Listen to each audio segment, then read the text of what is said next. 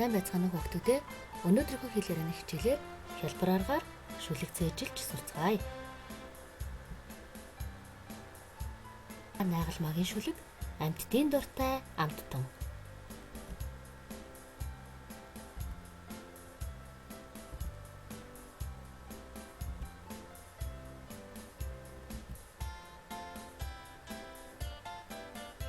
Түдээ багшаагаа дагаад уншаарай. Амьтдын дуртай амттан. Туулай луванд дуртай.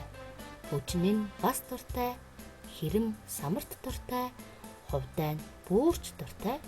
Зараа алиманд дуртай. Бөөдийн бас дуртай. Баавгай баланд дуртай. Бруш нь бүүрч дуртай.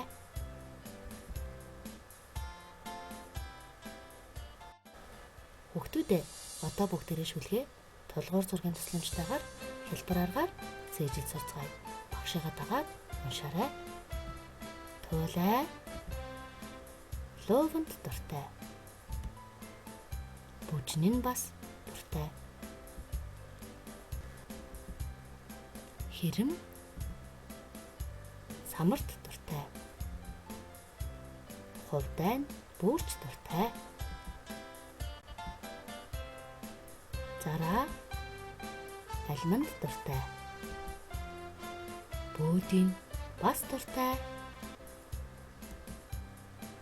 Баавгай баланд дуртай. Бамбруш нь бүүрч дуртай.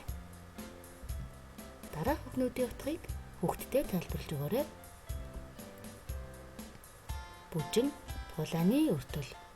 Хувдай хэрэмний өртөл. Бөөдий зарааны өртөл. Бамбруш баавганы өртөл.